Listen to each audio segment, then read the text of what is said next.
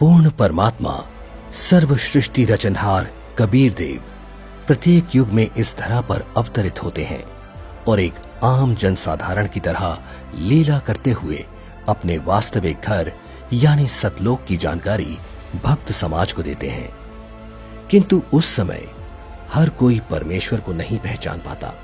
आज से लगभग 625 वर्ष पूर्व भी पूरी सृष्टि को बुनने वाले पूर्ण परमात्मा कबीर साहिब जी ने काशी नगर की जुलाहा बस्ती में एक टूटी सी झोपड़ी में 120 वर्ष तक कपड़ा बुनने की लीला करते हुए अपने तत्व ज्ञान व सतलोक की महिमा का गुणगान किया और समाज में फैले पाखंडवाद को खत्म कर भक्त समाज को एक सत्य भक्ति प्रदान की, जिसके करने से लोगों को परमात्मा वाले लाभ प्राप्त होने लगे, जिससे प्रभावित होकर उस समय हिंदू और मुसलमान दोनों धर्म के 64 लाख की संख्या में श्रद्धालु कबीर परमेश्वर जी के शिष्य हुए।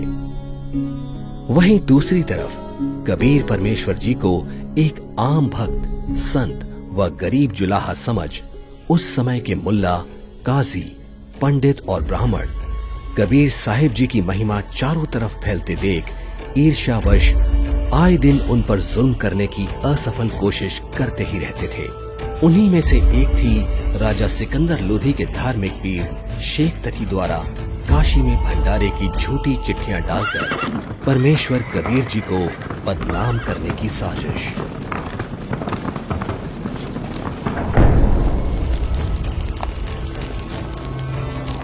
इस कबीर ने तो हम सभी का जीना हराम कर रखा है। हमने उसे मारने की कितनी बार कोशिश कर ली, लेकिन वो हर बार किसी न किसी तरह बच ही जाता है। अब नहीं बच पाएगा। अब की बार मैं ऐसा पैंतरा फेंकूंगा कि उसे काशी छोड़कर भागना ही पड़ेगा। ऐसा क्या सोचा है पीर जी? पास आओ।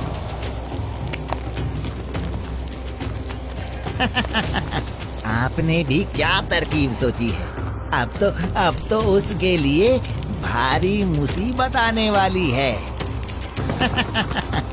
अगले ही दिन से एक पत्र भारतवर्ष के कोने कोने में सभी मठों, आश्रमों, मंदिरों में पहुंचने लगा।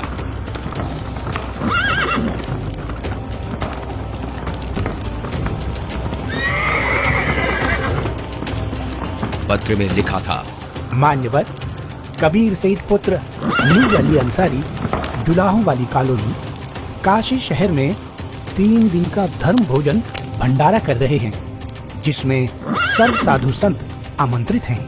भंडारे में प्रतिदिन प्रत्येक भोजन के बाद 1 सोने की मोहर व दोहर दक्षिणा में दी जाएगी। भोजन में लड्डू, जलेबी, हलवा, खीर, दही बड़े, मालपुए, रसगुल्ले आदि आदि सब मिष्ठान खाने को मिलेंगे। साथ में सूखा सीधा भी दिया जाएगा। सभी शिष्यों को बता दो, भंडारे में सभी को चलना है।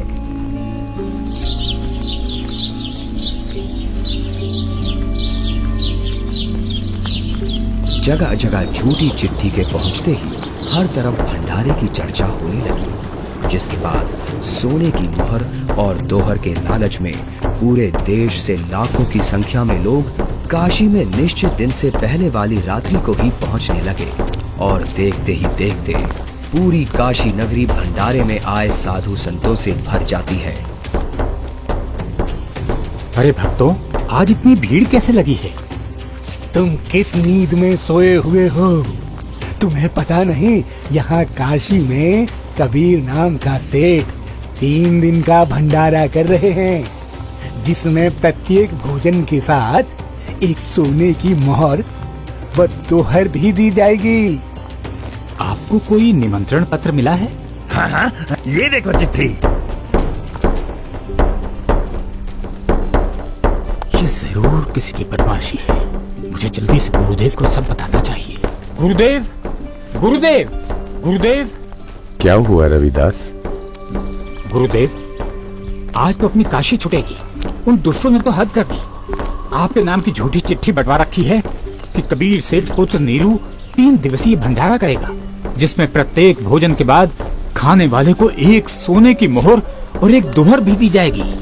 अच्छा, और अब उस झूठी चिट्ठी को लेकर लाखों की तादाद में लोग भंडारे के लिए आए हुए हैं।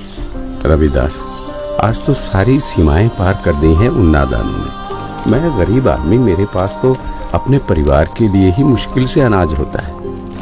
इतने लोगों को मैं कहाँ से भोजन खिलाऊंगा? आप अंदर से दरवाजा बंद कर लो और कोई भी आए तो खोलना मत। जब कोई नहीं मिलेगा तो थक हार कर अपने आप वापस चले जाएंगे। गुरुदेव, ये नकली धर्म के ठेकेदार रोज आपके खिलाफ कुछ न कुछ षड्यंत्र रचते ही रहते हैं। कोई बात नहीं रविदास, जैसे तैसे आज का दिन और निकाल लेते हैं। रात को निकल जाऊंगा मैं अपने परिवार को लेकर कहीं दूर। तंग आ चुका हूं मैं इनके इन रोज रोज के कारनामों से। मैं बोलता सच्चाई हूं और ये समझते उसको निंदा है। आ जाओ रविदास, बैठ जाओ। दोनों भगवान को याद करते हैं।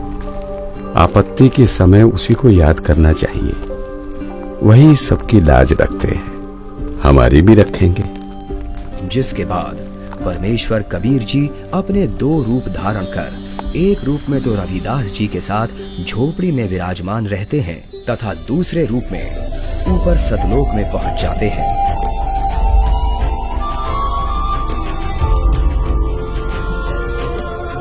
जहां असंख्यों बैल उनका इंतजार कर रहे होते हैं, जिनके ऊपर टंगे झोलों में भंडारे के लिए टेंट का सामान और पका पकाया भोजन, लड्डू, जलेबी, कचौड़ी, पकौड़ी सब लदा हुआ है। हे सृजनहार परमात्मा, जहाँ आप गए हो वो तो खाकी खंजूर स्थान है। वहाँ सारी उम्र लगे रहते हैं, फिर भी खाने को भोजन तक अच्छे से नसीब नहीं होता।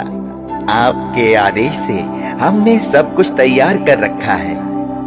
परमेश्वर कबीर साहिब जी वहाँ खड़े अनंत कोटि बैलों में से केवल 9 लाख बैलों को और सेवादार रूप में वही की कुछ हंस आत्माओं को लेकर एक पल में सतलोक से चलकर काशी में प्रकट हो जाते हैं। आया है बंजारा केशो आया है, काशी आया माल अपारा केशो आया है। आया है बंजारा केशो आया है। 9 लख बोडी बड़ी विशंबर, 9 लख बोडी बड़ी विशंबर, दिया कबीर भंडारा केशो आया है। आया है बंजारा केशो आया है। धरती ऊपर तंबू ताने, धरती ऊपर तंबू ताने, चौपड़ के बंजारा केशो आया है। आया है बंजारा केशो आया है। कौन देश से बालद आई, कौन देश से बालद आई, ना कहीं बजाने वाला केशो आया है। आया है बंजारा केशो आया है। अपरम पार पार गत तेरी, अपरम पार पार गत तेरी, कित उतरी जलधारा केशो आया है। आया है बंजारा केशो आया है। साहूकार नहीं कोई जाके, साहूकार नहीं कोई जाके, काशी नगर मजारा केशो आया है। आया है बंजारा केशो आया है। दास गरीब कल्प से उतरे, दास गरीब कल्प से उतरे, जिया पे अलख कर तारा केशो आया है। आया है बंजारा केशो आया है। दास गरीब कल्प से उतरे, दास गरीब कल्प से उतरे, जिया पे अलख कर तारा केशो सो आया है, आया है, आया है, भंडारा के सो आया है।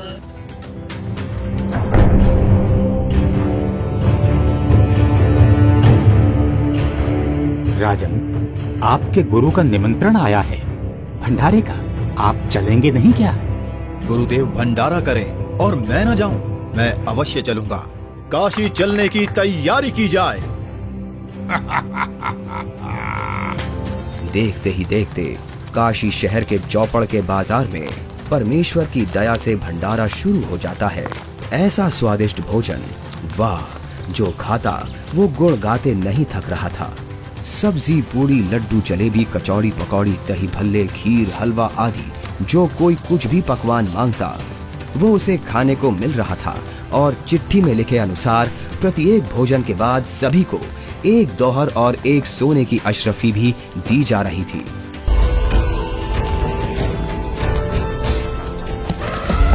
उधर से दिल्ली के बादशाह सिकंदर लोधी भी, जो परमेश्वर कबीर जी का शिष्य हो चुका था, अपने धार्मिक पीर शेख तकी के साथ भंडारे में पहुंच जाता है।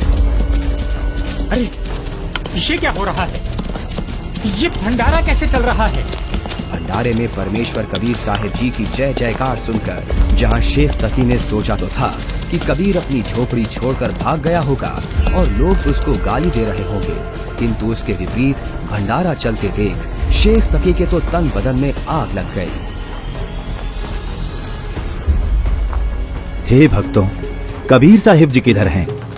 कबीर साहिब जी का तो मालूम नहीं, किंतु उधर सफेद तंबू में एक व्यक्ति बैठा है, वही भंडारे की सारी व्यवस्था किए हुए है।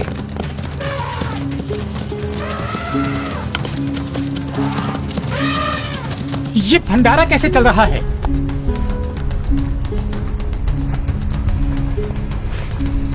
कौन है आप और कबीर जी से क्या नाता है आपका?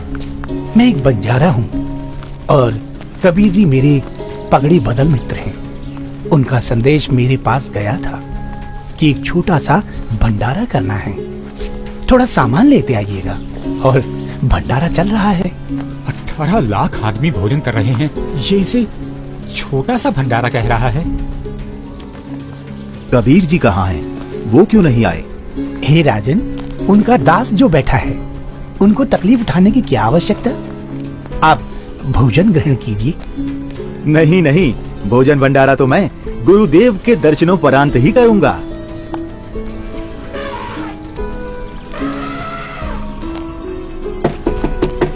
हे गुरुदेव, लगता है उन्होंने हमें यहाँ भी खोज लिया।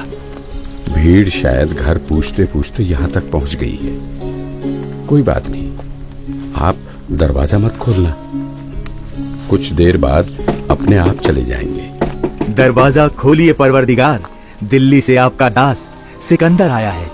राजन, हम दरवाजा नहीं खोलेंगे। इन लोगों ने तो आज सभी हदें पार कर दी हैं। मेरे नाम से झूठी चिट्ठी डाल रखी है। मैं कैसे निकलूं बाहर? इस बनारस में कोई सेठ भी मेरा ऐसा जानकार नहीं है जो मुझे पैसे उधार दे दे। मैं तो बड़ी मुश्किल से ताना बुनकर अपने परिवार का पालन करता हूँ। इन लोगों ने मेरा जीना मुश्किल कर दिया है। बस आज रात होने का इंतजार है राजन। रात होते ही मैं अपने परिवार को लेकर कहीं दूर चला जाऊंगा। है परवरदिगार, आप मुझे नहीं बहका सकते। आप ही अल्लाह अकबर हो। आपने देखो वहाँ क्या रंग लगा रखे हैं। एक बार दरवाजा खोल दो दाता, दास आपके दर्शन करना चाहता है। खोल दो दरवाजा।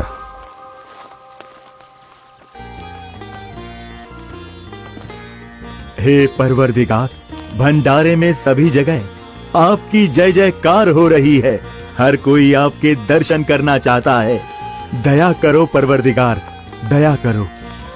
राजा सिकंदर लोधी के आग्रह करने पर परमेश्वर कबीर जी जैसे ही भंडारे में चलने के लिए खड़े होते हैं, तभी उनके सर पर अपने आप ही हीरे पन्ने से जड़ा हुआ एक बहुत ही सुंदर मुकुट आ जाता है और कुटिया से बाहर निकलते ही उस परम पिता पर आसमान से फूलों की वर्षा होने लगती है।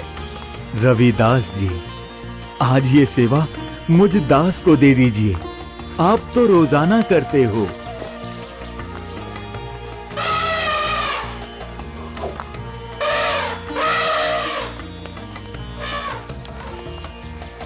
इनमें से कबीर जी कौन है? जिस पर बादशाह सिकंदर लोदी चवर कर रहे हैं वही कबीर हैं।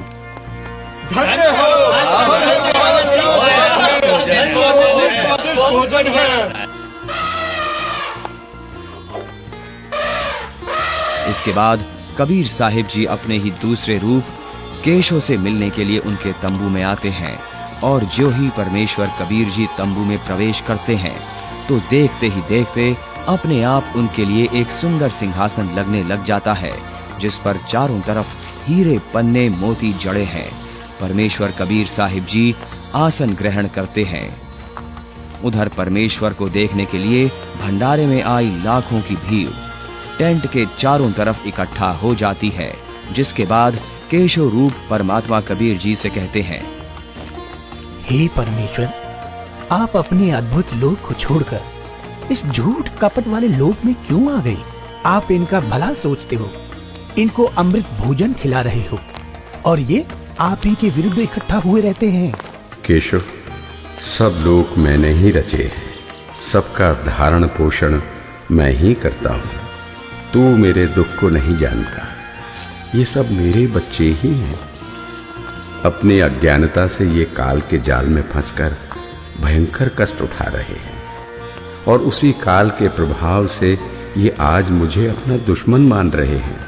मैं इनको सत भक्ति देकर वापस लेने के लिए आया हूँ। परमेश्वर जी, आप हंस लोक को छोड़ इस जीव लोक में आए, जिनका हाड़, चाम और रक्त का बना शरीर है, जिसमें विष्ठा भरी पड़ी है। आप इनसे कैसे भक्ति कराओगे? केशव, भैंस या गाय आदि को बच्चा होने से पहले उसमें सिर्फ हाड़ चाम होता है, दूध नहीं होता। और जब बच्चा हो जाता है तो उसी हाड़ चाम के शरीर से दूध की बाल्टी भी भर जाती है। ठीक इसी प्रकार मैं इनमें भक्ति प्रवेश करूंगा और उस भक्ति से इस हाड़ चाम के शरीर में ही इनको सतलोक प्राप्ति होगी। हे परमेश्वर, ऐसे लोक में जहाँ जमीन पर पांव रखते ही दंड लगता है, ऐसे गंदे लोक में आपकी रहनी पर मैं बलिहारी हूँ। वही शेख तकी की चाल उसी पर उल्टी पड़ गई।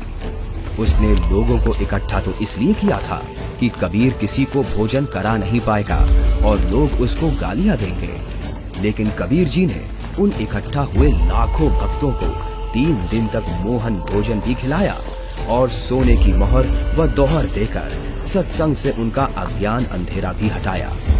फिर भी ये सब शेख तकी से देखा नहीं गया। उसके अंदर जलती ईर्ष्या की आग इतने महान समागम में भी कमी ही ढूंढ रही थी और इसी आग में शेख तकी मुंह बनाकर सिकंदर लोधी से कहने लगा, चलो राजन, इसने क्या भंडारा किया है?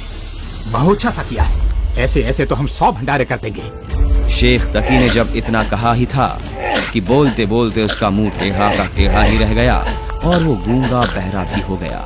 उसने कुल 52 बार कबीर साहिब जी पर जुल्म किए, परंतु ये उसके जीवन की आखिरी बकवाद थी जो उसने कबीर परमेश्वर जी के साथ की। 3 दिन तक समागम चला।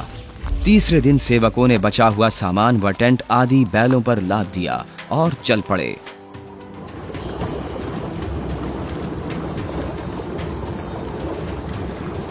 गंगा में पानी ज्यादा है, इसे अभी पार नहीं किया जा सकता। हाँ हाँ, अभी मत जाओ।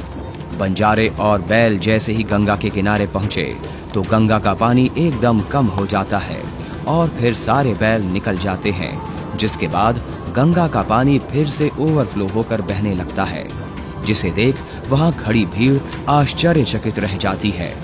जाइए केशव, कहीं आपके बंजारे दूर ना निकल जाएं।